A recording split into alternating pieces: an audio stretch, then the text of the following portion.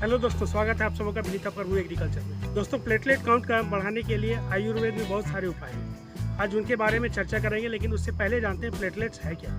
लेकिन प्लेटलेट्स के बारे में जानने से पहले मेरा एक सवाल है, हमारे शरीर के रगों में जो खून दौड़ता है वो सॉलिड है या लिक्विड है?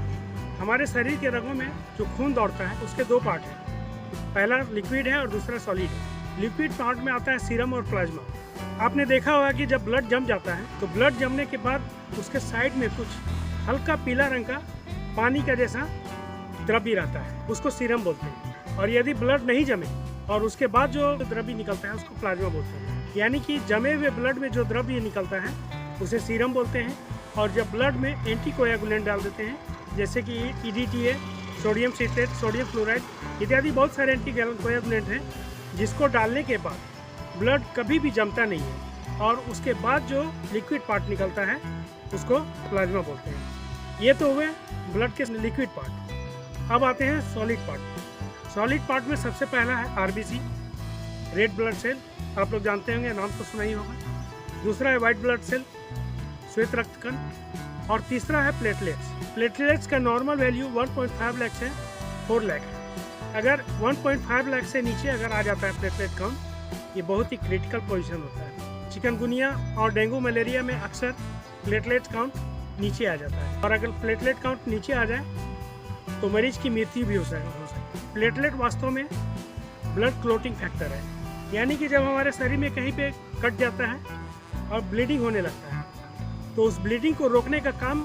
ये प्लेटलेट ही करता है। अगर प्लेटलेट हमारे शरीर में कम रहेगा तो ब्लीडिंग कम नहीं होगा। और दूसरा, कटने के बाद जो हमारे शरीर में घाव बनता है उस घाव को भरने का काम भी ये प्लेटलेट ही करता है।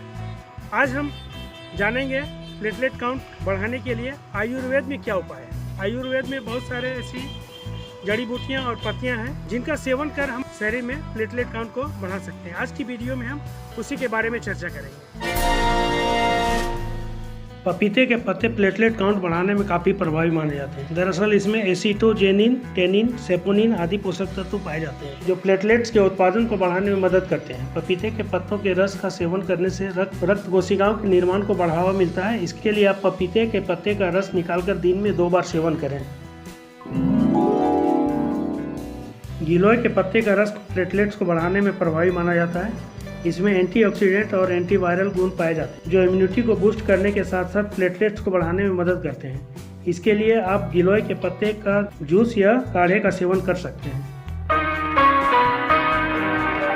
प्लेटलेट्स काउंट बढ़ाने में एलोवेरा की पत्तियां बहुत फायदेमंद साबित हो सकती हैं। इनमें vitamin A, vitamin B6, vitamin C, folic acid और एंटीऑक्सीडेंट जैसे कई पोषक तत्व मौजूद होते हैं जो प्लेटलेट्स की कमी को पूरा करते हैं। नियमित रूप से दिन में 1 से 2 बार एलोवेरा जूस का सेवन करने से प्लेटलेट्स काउंट बढ़ाने में मदद मिल सकती है। तुलसी के पत्ते औषधीय गुणों से भरपूर होते हैं जो कई गंभीर बीमारियों को दूर करने में मदद करते हैं। इसमें एंटीबैक्टीरियल और एंटीऑक्सीडेंट गुण होते हैं जो संक्रमण से लड़ने में मदद करते हैं। नियमित रूप से तुलसी के पत्तों का रस या काढ़े का सेवन करने से शरीर की प्रतिरक्षा प्रणाली मजबूत होती है और प्लेटलेट्स बढ़ाने में मदद मिलती है। प्लेटलेट्स काउंट बढ़ाने में सहजन की पत्तियां मददगार होती हैं। इसमें विटामिन C और एंटीऑक्सीडेंट्स भरपूर मात्रा में मौजूद होते हैं जो इम्यूनिटी बूस्ट करने और प्लेटलेट्स बढ़ाने में मदद करते हैं। इसके लिए आप सहजन की पत्तियों का सेवन जूस या सब्जी के रूप में कर सकते हैं। आज की वीडियो में हमने जिन 5 पत्तियों के बारे में बताया वो 5 पत्तियां आपके घर में आसानी से मिल जाएंगी। ये प्लेटलेट्स काउंट को बढ़ाने में तो मदद करते ही हैं, साथ ही ये आपकी इम्यूनिटी को भी बूस्ट करती है। आपको वीडियो अच्छा लगा तो प्लीज़ एक लाइक कर दीजिएगा, अपने दोस्तों के साथ शेयर कीजिएगा। प्लीज़ हमारा सपोर्ट करने के लिए हमारे चैनल को सब्सक्राइब कर लीजिए। धन्यवाद।